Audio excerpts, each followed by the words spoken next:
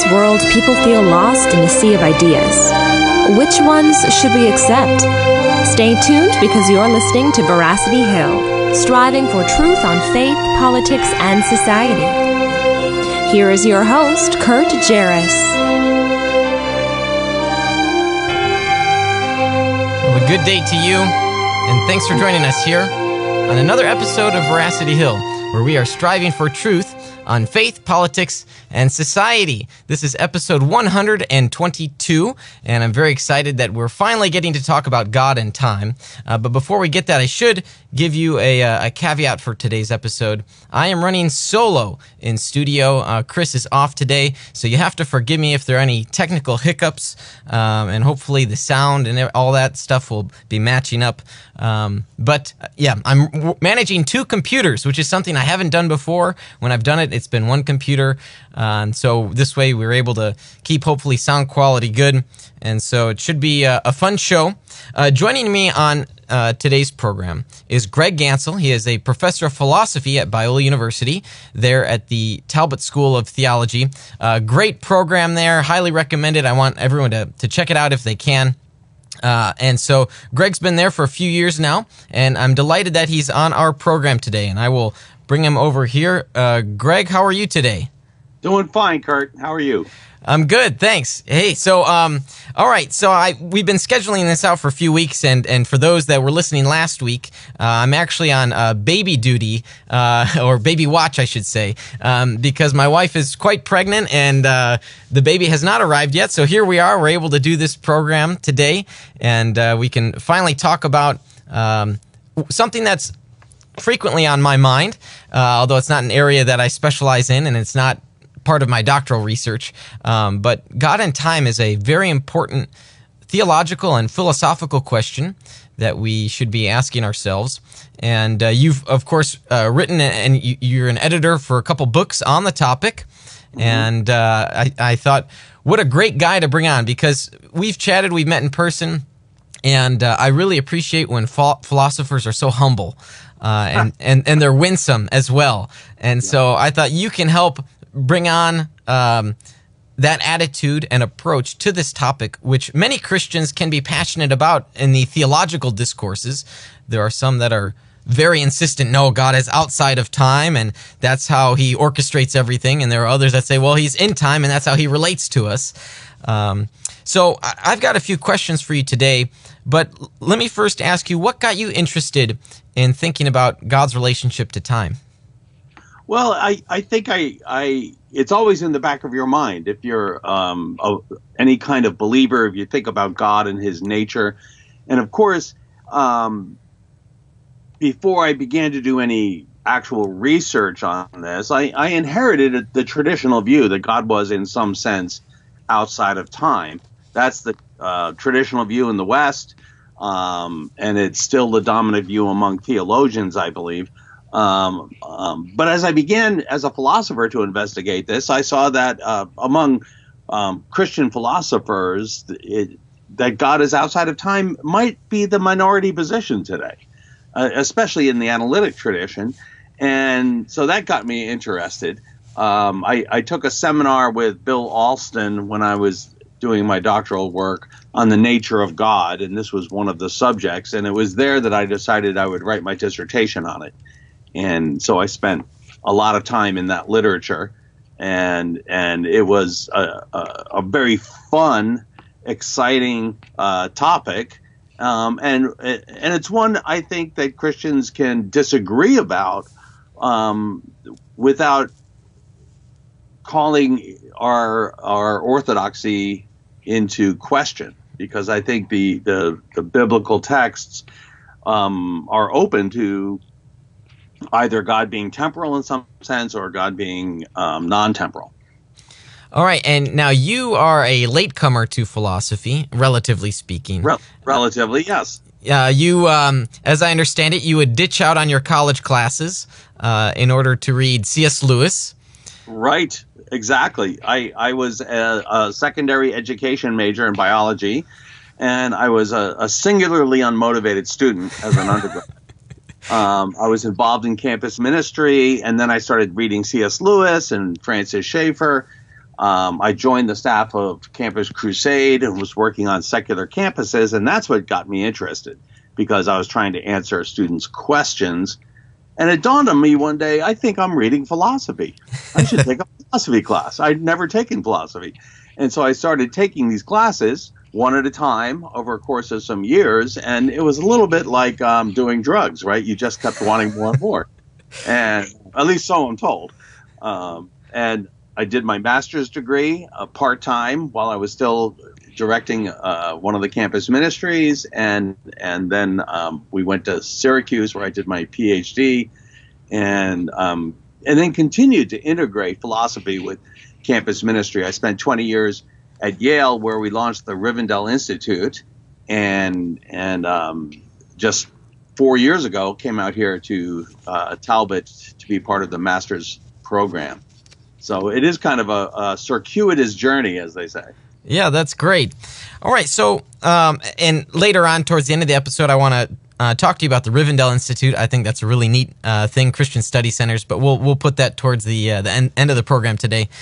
So God and time. Again, it's very important what someone believes about their... in theology, our beliefs are like a network. They're a web. And so what we believe about divine sovereignty or divine foreknowledge and time, they're interconnected. And sometimes I've often said that theology is a pick your poison field, because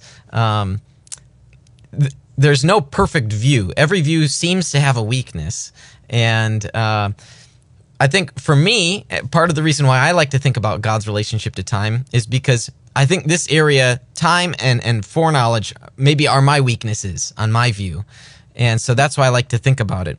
So as I do from time to time, if you're following along, if you're listening, if you're watching the live stream or you're listening on the podcast, I want to invite you to go grab a pen and paper, get ready to take some notes, as I frequently do on the program. I'm here to learn, and I hope you are too. So Greg, let me first ask you these two questions.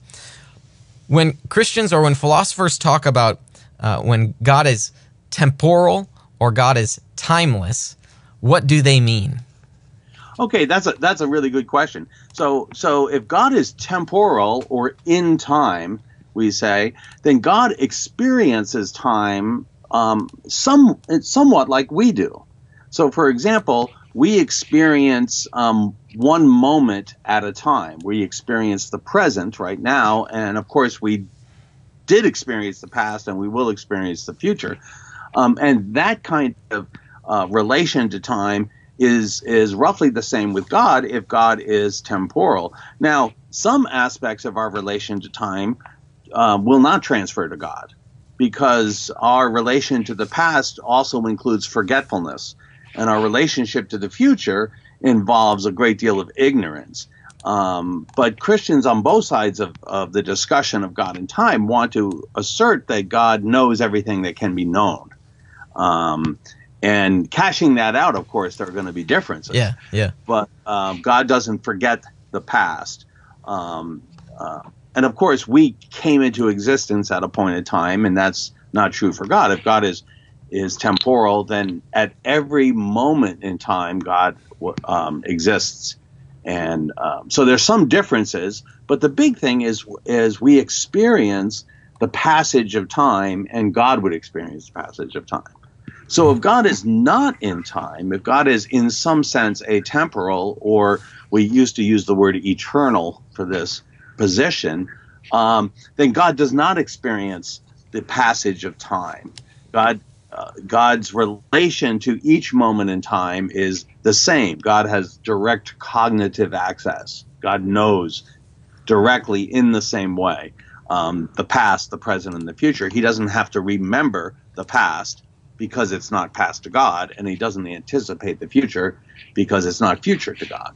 So in a sense, a lot of people use spatial metaphors for this. You might draw up a line representing time, and either you want to put God on that line, so there's a past and a future and a present relative to God, or you put God outside the line, so that God, in a sense, has a vantage point that sees everything on the line. Okay. Yeah. So we're talking about here how God can relate to time. Maybe we need to first ask the question again: what is time? Good one. I'm sure you're familiar with Augustine's quote where he says something like, "I understand what time is until somebody asks me." Time is fascinating because it's very hard to analyze, to get a grip on. There's some relationship between time and space. There are some analogies between them, but then there are some significant differences. So space has, as far as our experience is concerned, we tend to experience space in 3 dimensions, and there's no privileged direction of space. Whereas time, we tend to experience in 1 dimension, and there is a privileged direction.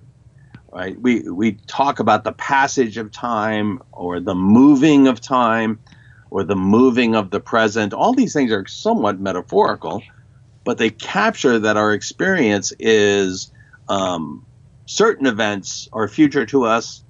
They will become present, and they will become past, and the direction, so to speak, of that process is fixed. Things don't become past and then become future. Except in certain science fiction movies, and which don't actually work very well. But so there's this privileged direction to time, and there's a real. This is one of the debates in philosophy of time: is how do we understand that privileged direction? So I actually didn't answer your question. What time is? But that seems to be part of the debate. Yeah. Yes. And depending on how you can or want to... you're freezing up. I can still hear you. Can you hear me? Oh, my gosh. Greg, you there? We can hear you. You okay? Yes. I will see if I can message you here.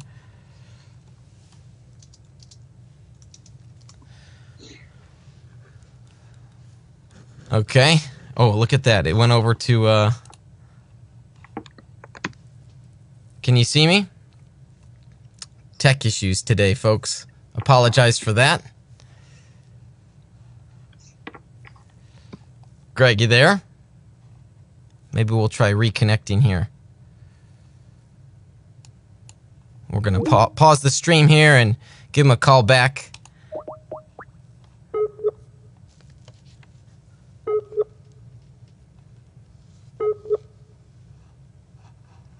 All right, while you pause, we can look at the logo here.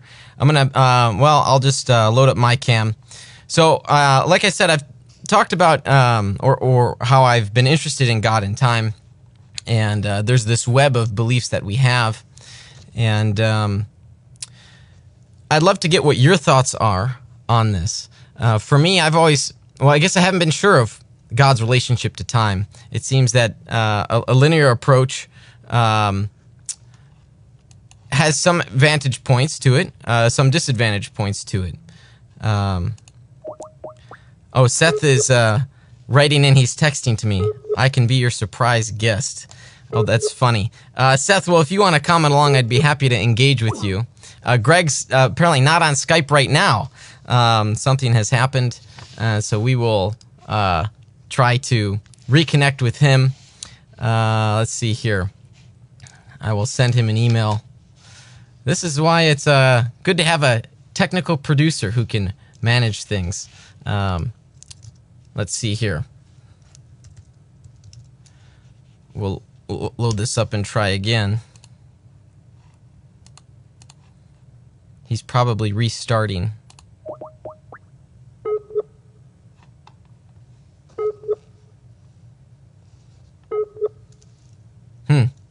No answer. Well, I apologize for that, folks. If Seth is there, I'd be happy to chat with you, my friend. So if you wanted to call, I can patch you through, I think. at least sufficiently so, while I contact Greg.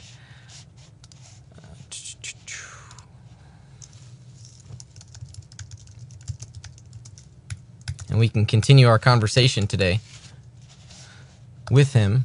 Very enlightened gentleman. And, unfortunate due to the technical problems here. Thanks for sticking with us while we figure this out. In the meantime, I'd love to get your thoughts on God and time. What do you think? Do you think that it's the Bible conveys a God who is exclusively outside time? A Bible that conveys God exclusively in time? Maybe somewhere in the middle. I'd love to get your thoughts. I know Seth's been watching. Seth's a smart cookie as well, into philosophy. He's written here a number of different things. He says, time is what keeps everything from happening all at once. Let's see here. We'll try contacting Greg again.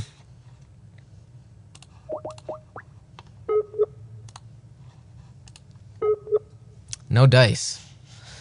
Seth, yeah, go ahead and call via Skype, and we'll see if we can get this figured out. We'll patch you through.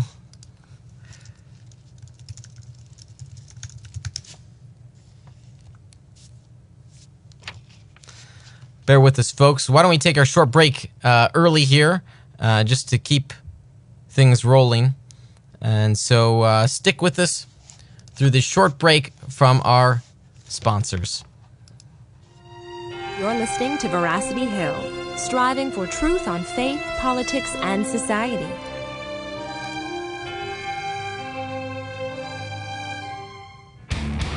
Evangelical Christians are talking about hell. What if we believe what we believe because we've always believed it? What if the gospel is really a matter of life and death? We want you to open your mind, open your Bible, and rethink hell. At rethinkinghell.com, evangelicals look at what the Bible says about hell, putting conventional and controversial views to the test.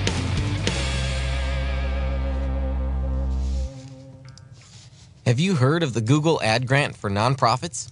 501c3 nonprofit organizations can receive $10,000 per month in online advertising credit from Google, empowering you to share your message with the world. At Defenders Media, we partnered with Nonprofit Megaphone, an agency focused solely on Google grant acquisition and management. They got us approved for the grant and now manage ad campaigns, bringing hundreds of new people to our websites each month. If you are eligible, Nonprofit Megaphone will acquire and manage the grant for you for a month for free to see if they can help you too. Visit nonprofitmegaphone.com to learn more.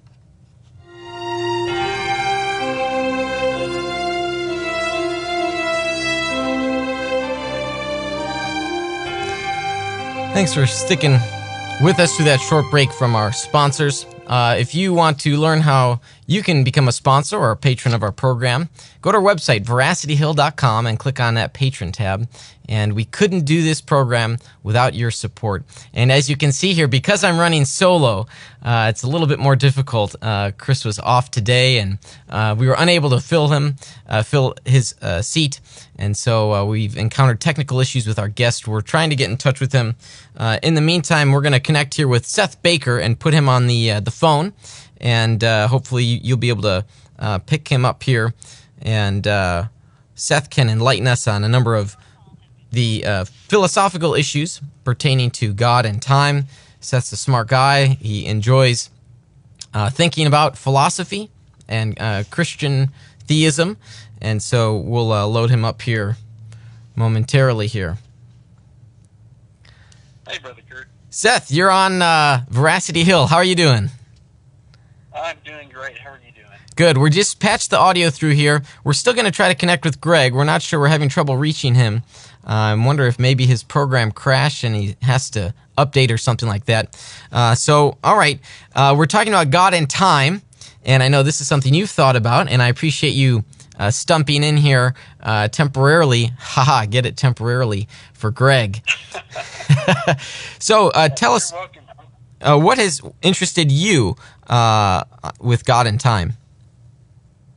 Well, I'm a Craig fanboy, and William Lane Craig is my homeboy, and this has been a serious topic of interest in his life. I think he spent over a decade studying the topic of God's relationship to time. So I've read quite a bit of his book, Time and Eternity, and then I read his portion on the philosophy of time and philosophical foundations for a Christian worldview. But, I'm not too familiar with the other positions on time other than what Craig has referenced in his books.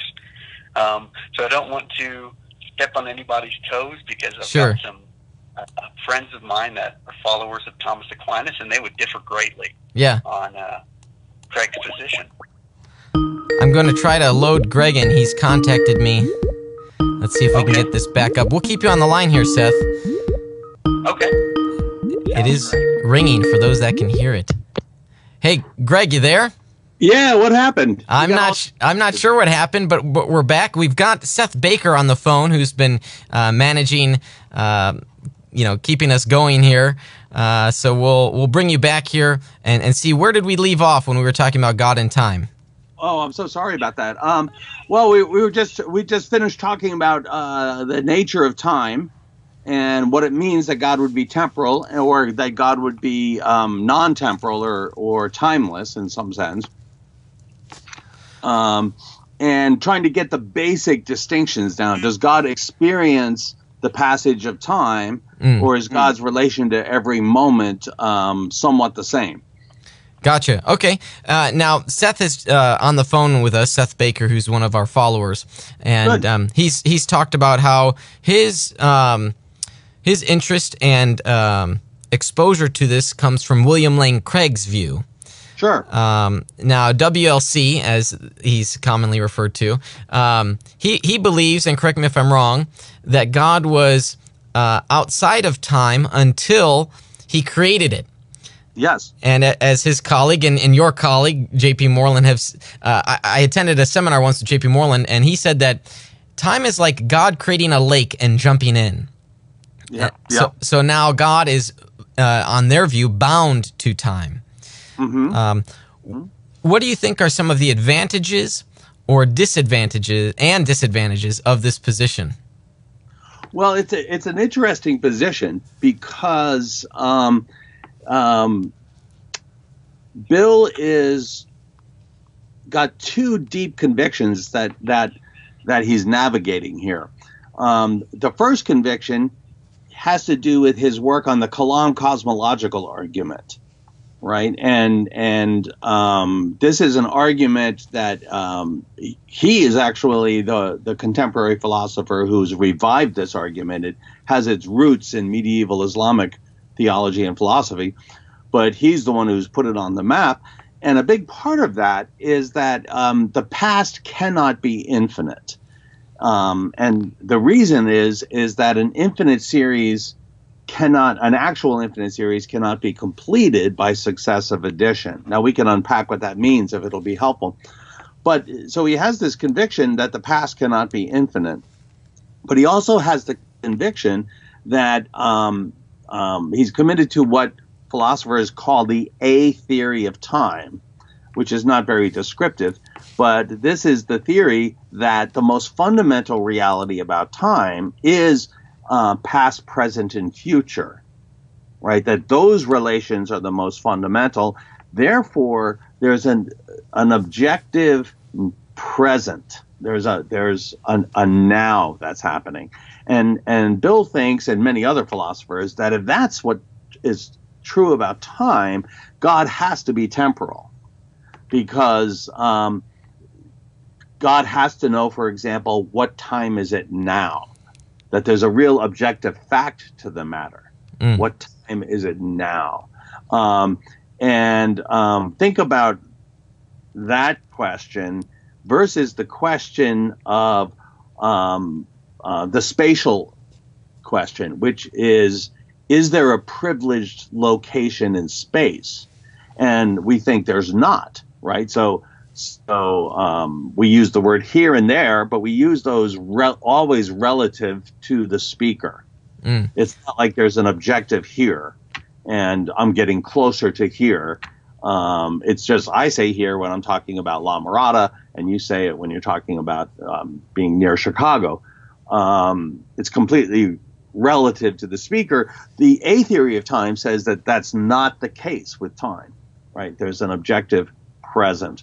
And therefore, if God is going to know everything, he has to know something like what happens now. But the answer to that question changes. What time is it now? Well, it's approximately 11:30. And if we ask the question in 15 minutes, the answer will be different. So therefore, the content of God's mind has to change. And if there is a change within God, then there's a before and after within God. There's a past, present, and future, and God is experiencing time. Okay. So there's two separate things going on with Bill's position. The first one is the commitment to the claim that the past must be finite. The second one is more directly related to the philosophy of time, and that is that the most fundamental aspect of time is past, present, and future, not before, after, and simultaneous. Notice that if my birth is before your birth, which I'm sure it is, the relation between those events never changes, right? A year from now, it'll still be the case. 5 years from now, it will still be the case. And if that's the most fundamental structure of time, then the answer to what time is it now is relative to when that question is asked, and God doesn't have to change to know that. You want to jump in and help me unmuddle my discussion? So what you're saying on the alternative view is that God doesn't have a here or there.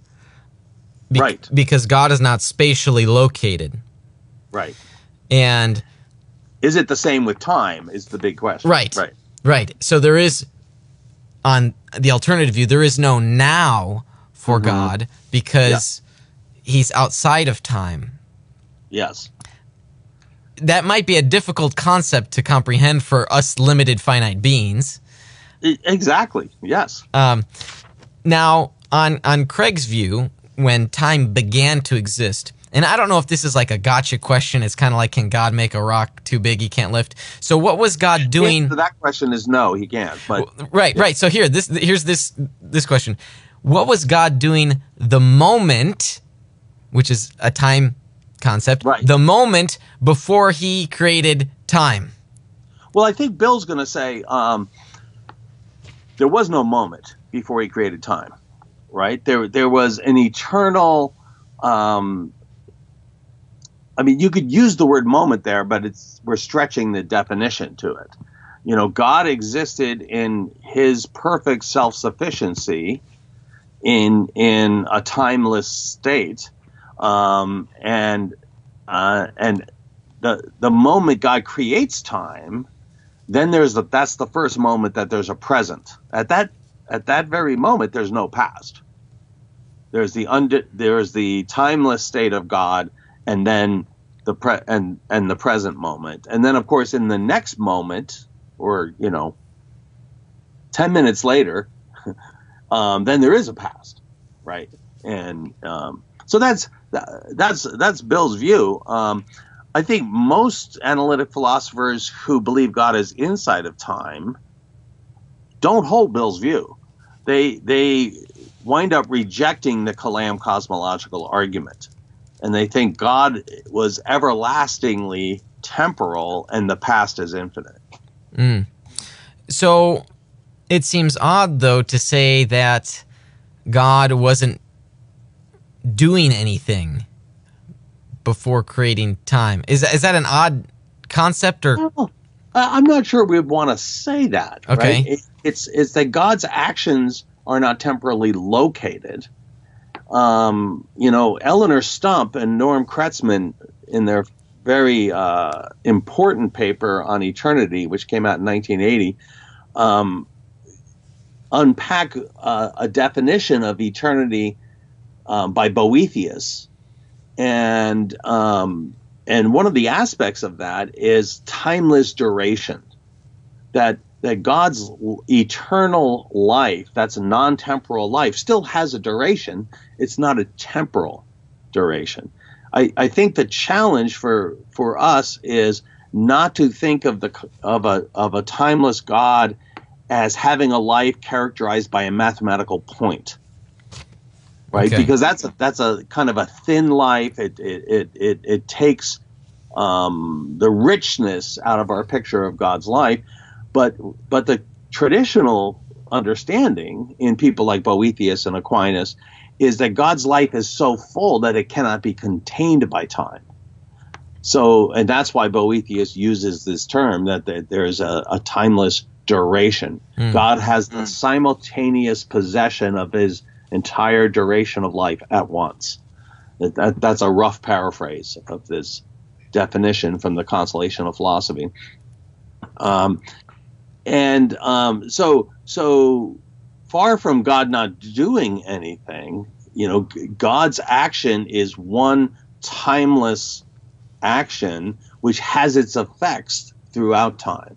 So there's a fullness of divine action on this view. Now, might be that I'm just being poetic and there's really no substance to this. I mean, that could be the countercharge. Yeah. Sure. So we've got Seth Baker, who's been on the phone here. He's been the backup of sorts. He's a young fellow, likes to read a lot of Christian philosophy, and he's, I think, sympathetic to WLC's view. And I think Seth has a question for you here. Sure. There might be a little bit of a lag, and hopefully you can hear it. Okay. Seth, you there? Yes, I am. Okay, go ahead. Hopefully Greg can hear the question, and if not, I'll repeat it for him. Alrighty. Well, thank you for coming on the show, Dr. Ganssle. I think that the topic of God's relationship to time is just so interesting. But I wanted to ask, maybe two questions here. One is, how could somebody who believes that God exists timelessly also hold to A theory? And then the second question is, how can one reconcile, if they're a B theorist, God's ultimate defeat of evil? Because it seems like on B theory that evil never really goes away because the past is just as real as the present and the future. So, thank you, sir. Yeah, well, I can tell you've been doing your reading, because these are some of the major objections, both to the timeless view and the B theory. On the B theory question, is it really true that evil is not defeated? I know Bill makes this point. I actually just don't see it. And it might be that we understand the B theory differently, and I hesitate to disagree with Bill on philosophy of time because he's done so much important work on it. When God re-enters history and sorts out good and evil, right? The judgment that we actually long for, so there can be justice finally in reality. That's going to be a decisive act of God, and the experience of everybody will be the experience of perfect justice, right? So even though the B theory says, in some sense, the past is real, I'm not sure it's present. It's real, but it's not present. So on the B theory, it's a fact that it's November 2018. I actually can't remember what day it is, but because I just got back, and my time zones are all crazy. It's a fact that it's November 2018, and it's not October 2018, right? So the things that happened in October, even though they're in some sense real, they aren't happening now. And I think sometimes the way Bill talks, it sounds like he's thinking that every event is happening at the same time. But that's not true on the B theory. So evil will not still be happening when God defeats evil, because it will be past. I mean, it's in some sense real. I don't know what to make of that sense. Would it be past to God, though? If God is outside of time, wouldn't he still be experiencing the events that are past to us? Oh, I think God will still be experiencing that. I think, I think this helps explain why, now in Christian theology, specifically Christian theology, the atonement, which happened a long time ago, is ever present to God and counts for even my sins, because Jesus' sacrifice is ever present to God. And there's a sense in which I think God will be ever conscious of evil and his access to that. But for us, that won't be the case, right? Because we will be experiencing, we still experience temporality even on the B theory of time. So I would like to give a little pushback on the claim that evil can't be defeated on the B theory. Now you're going to have to remind me of your first question. Seth, you there? Yes, I am. Okay, so Greg has asked to be reminded of your first question, and I guess if you have a follow-up to his answer here about evil being defeated and all that, feel free to. Maybe the first question you had first. Okay, yeah, thank you, Dr. Ganssle, so much. The first question was, how can one be a proponent of divine timelessness and hold to A theory? Oh, that's right. Because Which I think we talked about, God knowing what time it is now, and yes, that kind of would introduce temporal relations to God. And then yes, my follow-up, sir, would be... why don't we, Seth, why don't we pause on the follow-up yes, so he can answer this one? I think, that's a big, difficult question. And this is why many philosophers believe God is temporal, because they're convinced of the A theory, and they think it's impossible for God to be outside of time on the A theory. There's some really good work done on this by Ed Waringa at University of Rochester. He's written a couple of papers, and one is in one of the books I edited. And he says something like this: take the sentence, "I am sitting here." Okay. Now, in face value, there are two indexicals there. There are actually three indexicals in the sentence. There's I, which is a personal indexical. It picks out the word I picks out different people in different contexts. When I use it, it picks out Ganssle, and when Kurt uses it, it picks out Kurt. When Seth uses it, it picks out Seth. And then there's here, which picks out the location of the speaker. There's also the present tense word am sitting, which picks out the time at which the action happens. Now, in a sense, God can't know I am sitting here. He can know Ganssle is sitting in his office in the building Talbot East. But because there's no here for God, right? Only someone who's spatial can access that that sentence. So you either have to reduce the sentence, take out the indexicals, and say that what that sentence is really saying is Ganssle sits at time 1 in location 1. So and then God could know that, and then you could know it, right? Because you're not Ganssle and you're not located where I'm located. So it might be that temporal things are similar, that that the indexicality is such that only someone located at the time can know the sentence that we say when we say, well, today is Saturday, right? Only someone located at Saturday or it is now Saturday can know that. Now, what God can know is the sentence Ganssle says is simultaneous with it being Saturday, because that's a relation that's a B relation. And so we have to understand God's omniscience as not knowing every sentence, because we already have rejected that. God doesn't know every true sentence. God knows every truth. and the sentences that are tensed can be either recast. One person says it this way: God is not sententially omniscient, but he's factually omniscient. Right? What makes the sentence true that I say are certain facts about the world, and God can know those facts. So I think something along that might work. But to be honest, this is the stickiest problem for the non-temporal view.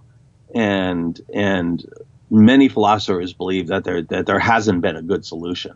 I think what Waringa has done at least points in the direction of some things that might work. Let me, before bringing Seth in to have his follow-up on evil and God's experience of it, let me follow up with you here. So the analogy of space and time, you talked about how God would still know that Greg Ganssle is in Talbot East building. Yeah. And again, I'm asking this question as someone who I don't know, how to parse this stuff out. And so this is a genuine question. Wouldn't a spatial relation be required in order for God to know that you are there at Talbot East? Well, I think we think God knows all spatial relations. I mean, it depends how much weight you're putting on the word there. Here, if he's, omnipresent. In order for God to know that I am here, God has to share that location. Unless we unpack the word here to be pointing to, like a direct reference to, the spatial location Talbot East.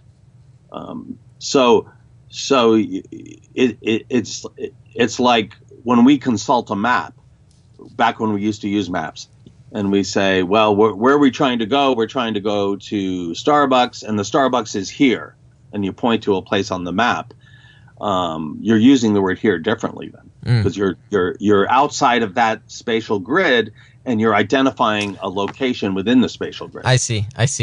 Yeah. Okay. Nice. All right. Seth has this follow-up to God's relationship to evil and experience. We also have a couple questions from those that have been tuning into the live stream. So Seth will go ahead and ask your follow-up here. Okay. Dr. Ganssle, I think I've been mispronouncing your name for a couple of years now, so please forgive me. Oh, that's all right. I do it too. If I can remember, I think my second question, or my follow-up to evil was, if in eternity, when we're with God in heaven, in the new heavens and the new earth, and we're not experiencing evil then, which will be now, I guess, at that point, does that mean that there's an objective perspective of consciousness? Like, does consciousness move throughout the timeline on B theory? And if that's the case, does that kind of collapse into A theory, or is that only objective to us and not objective to God? And if that's not a very clear question, I'm sorry about that. Yeah, let me see if I'm getting at what you have in mind. Right. There are a number of conscious beings in the world, and we each have our own consciousness, which brings with it our own perspective. And I believe that we will be temporal throughout eternity, throughout our life with God in the new heavens and the new earth. And I think some people might disagree with that, but and so therefore our conscious experience will always be temporal. We'll always experience past, present, and future, and we'll always experience certain events as happening now. And I think that's true whether we hold the A theory or the B theory. Now, there's a sense in which God's consciousness is a privileged position.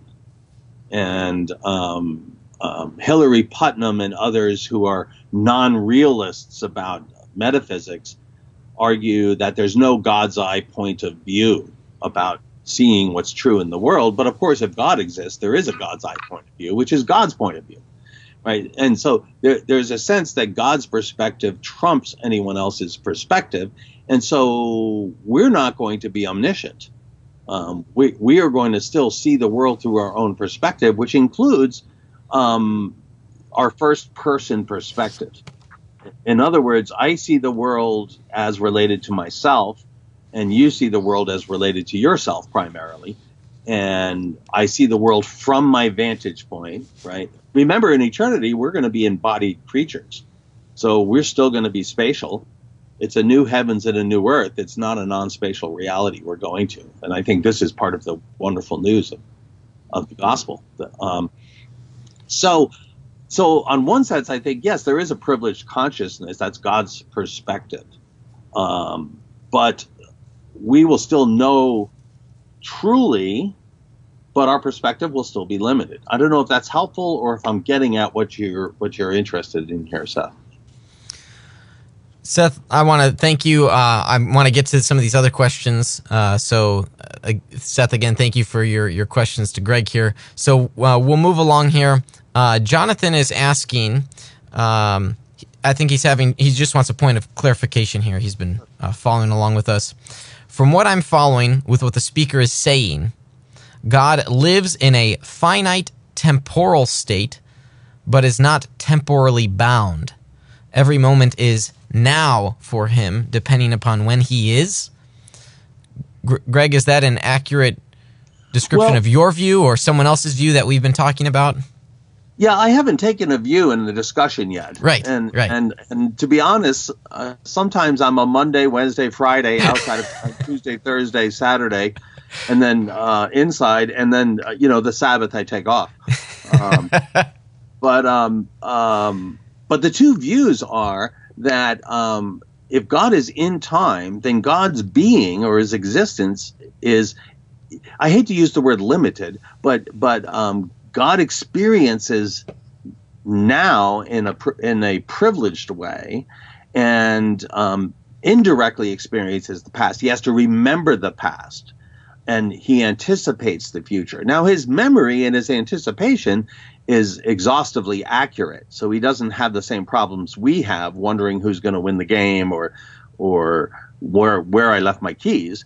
But he still has that indirect relation to those other points in time. Now, whether that's a limitation, it depends on how we cash these out. Now, if God is outside of time, then there's a sense, and again, this is going to be a little metaphorical, is that God's now encompasses all of time. So just like I experience a microscopic slice of time as now, God experiences all of time as now. And I wouldn't consider that a limit in any sense. God has direct cognitive access to every moment in time, and God can act on every moment of time directly. So I'm not sure if that helps. I'm not sure if I'm just muddying the waters. Hopefully, this is complicated stuff. It is, yes. Hopefully, Jonathan, that helps. Let's move along to Robert here. He says, Kurt, I've heard the argument before that God must be in time because just like us, because he has experienced and interacted in time along with us. Mm-hmm. The example a person pointed to that best illustrates this point is the incarnation, which happened in the past and is still something that exists in the present. Mm-hmm. Is it possible for God to once exist within time and then not be within time at a later point? Yes. Okay, so there are two things going on here. The last sentence is offering a possibility for understanding the incarnation, but the incarnation raises challenges to lots of attributes of God, like God is not physical, but in the incarnation God was physical. God is not spatially located, but Jesus never went to Cincinnati, and because he was located. The Mormons think he came to America. Well, that's true. Okay, how about Buenos Aires? We'll have to pick somewhere else, right? So we have to be careful to think that every property of Jesus is a property of God, right? Because Jesus has two natures, a human nature and a divine nature. Now, there's a lot of complexities with the incarnation, which are above my pay grade. That's why I do philosophy and not theology. But So the first thing is we have to be careful not to assume that just because Jesus was in time historically, that means God has to be in time. Now, some people have argued, some philosophers, Tom Sonor at University of Arkansas has given some good papers on this, that the incarnation is a special problem with time. Others, like Doug Blunt, have argued that it's not. Stump and Kretzmann. So this is an open debate. But we don't want to just think, look, just because Jesus was temporal, God has to be temporal, because then we start thinking that, well, Jesus was hungry, so therefore God is hungry. Jesus stubbed his toe, presumably, right? But the last thing you said is, is it possible that God goes, in a sense, is sometimes temporal and sometimes non-temporal? This is this Gary DeWeese's view, omnitemporality, perhaps? Well, I think what Gary is doing and with omnitemporality is that it's concurrent. It's not in and out of time, but it's both. Well, no, I think God is fundamentally temporal on Gary's view. And I say this also with some fear and trembling because I'm sitting in what used to be his office. Right? Right. I asked him to leave a bunch of books when he moved out, but he didn't do it.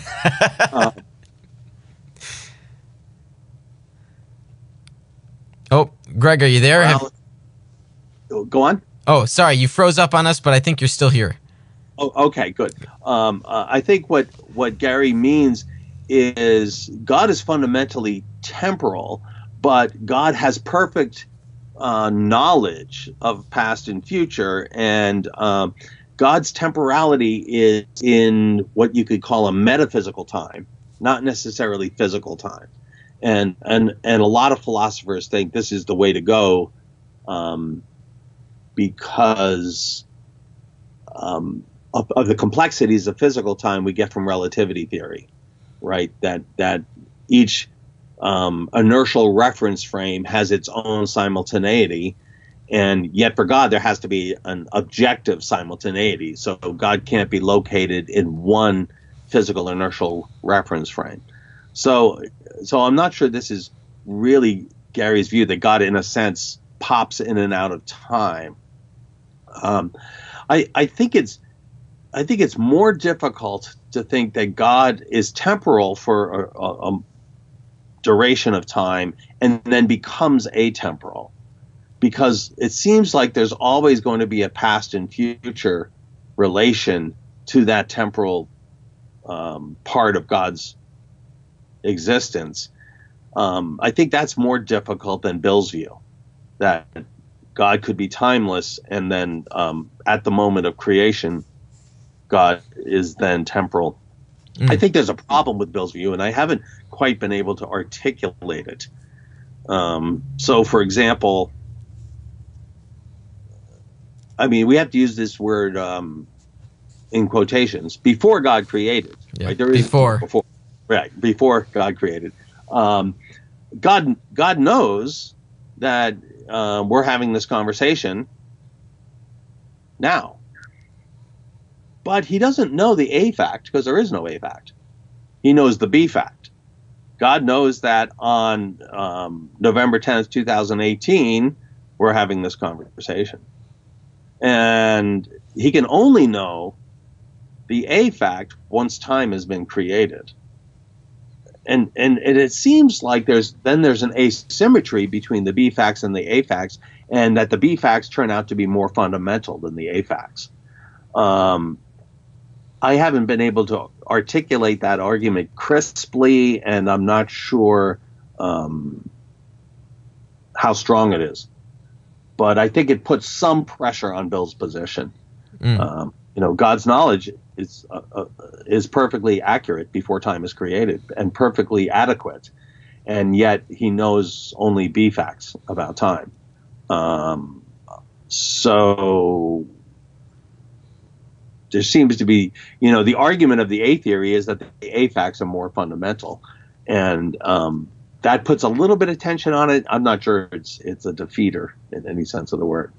So for you, you sympathize more with the timeless position, and you're, at least with regard to Craig's view, you're basing your concern on divine foreknowledge.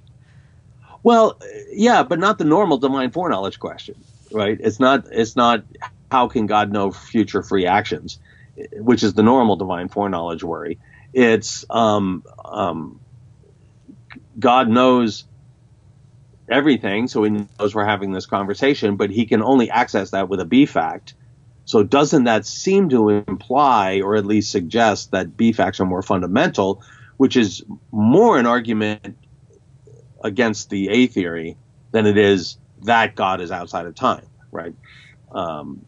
It at least makes the A theory less immediately superior, or it should get us to question it. Yeah. Well, I think my brain is fried on this God and time discussion. Yes. It has a way of doing that. Before I let you go, I've got two things I want to ask you about. First, Sure. Talk to me and us about the work of the Rivendell Institute, your former place of employment, Right. and work, and more broadly speaking, the role of Christian study centers.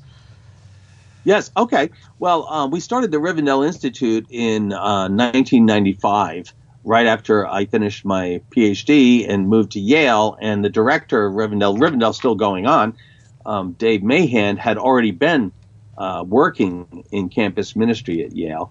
And we started it with the idea that if we want to inhabit the university faithfully as followers of Christ, we have to pay more attention to what the university is, which is an institution of research and teaching. And most of our campus ministries work with undergraduate students, and I've done that for years. But the undergraduates are a little bit like the people who shop at the mall. They come in and they go out, and the institution is run, so to speak, by the shop owners or the faculty and the administration. And if we're going to help bring a Christian presence into the institution, those are places we need to work, not just with undergraduates. I think the undergraduate ministry is really significant and important. So we thought, well, let's start working with graduate students who are the future faculty and faculty. And so we went to Yale and began to do this. We began to meet with grad students and figure out where they are, whether they're believers, those who are believers, what we can do to help them. And then we spent a lot of time thinking about how do we integrate our robust Christian worldview and theology with the work of research and teaching. And that became part of our training for believers. How do you be faithful in the university as a faculty member or an administrator? And at the same time, we do our own work. It's an interdisciplinary thing. So Dave, our director, does theology and literature. Rick, another guy, is a political sociologist, and so they have kind of research centers where they're trying to generate Christian thinking in these areas, as well as the ongoing training of faculty and grad students. So that's kind of a snapshot. Now there is a whole movement of Christian study centers around the country, and I think this is very exciting. There's a group called the Consortium for Christian Study Centers, and that's where you want to Google if you're interested in this, because that's a loose network of these Christian study centers. It's loose enough that every study center has its own identity and strategy and mission. So Rivendell is probably the most highly academic of the study centers because the people there, we did research, we engaged at that level. Some of us were part-time instructors at the university, and others do other kinds of integration, and they might do training with undergraduates with Christian worldview and small group discussions. There's all different ways to inhabit the university, bringing together various academic interests with Christian ministry. So the consortium is run by a guy named Drew Trotter, and what he helps people do is strategize, think about their mission and interact with each other and encourage each other. So I think this is one of the developing front lines of university ministry, and it's very exciting. And a lot of these study centers work hand in hand with the ongoing ministries of InterVarsity or Cru and Veritas Forum and Ratio Christi and these kinds of groups. So anyway, so that's my pitch for that. I'm still on the board of directors of Rivendell, and they're doing amazing work. So I highly recommend thinking about, if you're interested in academics and Christian thinking and ministry in the university, there are a lot of opportunities there. Yeah, that's great. I've had some connection. I spoke at an event a few weeks ago put on by the Bradley Study Center, located at Virginia Tech.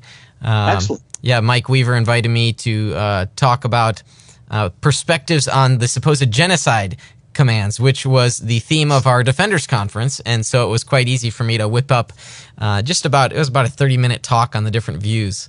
Oh, that's good. Oh, yeah, that's good. A lot of fun. Does that. Charlie Trim in Old Testament here has done some stuff on all the different views on that, and it's fantastic. Yeah, good work. Great. All right. Final question for you today, and again, thanks for sticking with us through some of these tech issues as well. You've got your most recent book put out in 2017 is, and I've got an image of it here. Let me put it up here. Our Deepest Desires. How the Christian Story Fulfills Human Aspirations. It was published by IVP last year. You've done some work in apologetics Yes. and philosophy of religion. Tell us about Our Deepest Desires. Well, this book, I wrote this book to be a conversation starter with people who are not yet believers. And I was thinking mostly of faculty, because I thought, how do you start the conversation? And one of the things I've noticed is that most people have this kind of an attitude. Most people who are not believers, I'm pretty sure Christianity is false, and it's really good that it's false. And in this book, I'm trying to tackle the second part of that. I'm not arguing that Christianity is true. I'm trying to elicit a sense in the reader that deep down they really want it to be true, because the Christian story captures the things we care most about. And I illustrate this by trying to evoke a recognition of some deep values that are pretty widely shared. I don't claim that they're universally shared. Things like, so I have 4 sections in the book. One is about persons. All of our deepest values are about human beings, other people, and ourselves. And so where do persons fit in our story? And of course, in the Christian story, God is personal. So persons are there from the beginning. God made us persons for reasons. So it's not an accident, these kinds of things. Goodness, right? I talk about how goodness is good for us. The morally good life is the humanly good life, because flourishing requires that we engage in relationships in a certain way. And this captures what the content of morality. I have a section on beauty and how pointing to the fact that God is the master artist in 2 ways, right? He creates a beautiful world, but he also creates artists. And our artistic drive finds its home in God's own nature. And then the last section is on freedom. And that's where I talk about truth, and I talk about hope. And so what I'm trying to do is help people get an experience of recognition of things that, yes, you know what, deep down, that's what I really care about. And then to see how these things fit so deeply into the Christian story. And along the way, I compare atheistic stories and how most of these things don't fit very well with the atheistic story.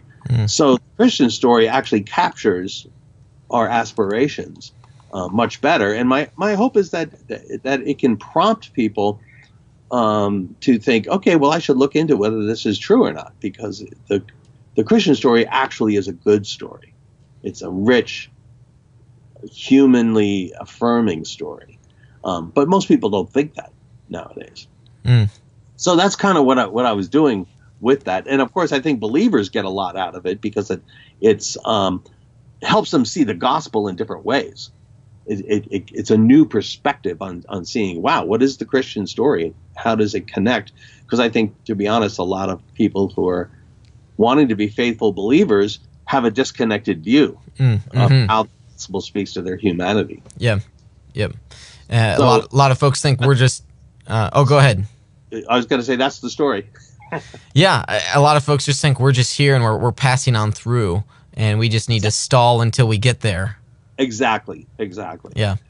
And when you think about from creation to new creation, there's actually a different thread in the scriptures. Yeah, that's great. Well, I'll tell you what, I'll have to get a copy, and we'll bring you back on the program Be great. in a few months, and we'll go more in depth on that. That would be a great episode. That sounds good, Kurt.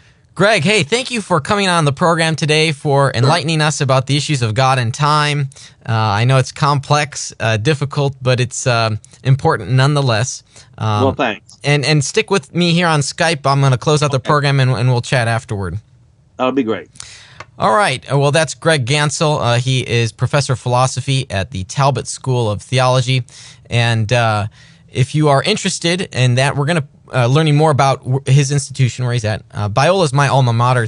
It's a great school. Highly encourage it. I was a philosophy undergrad, and so I was able to experience much of what is taught at Talbot there.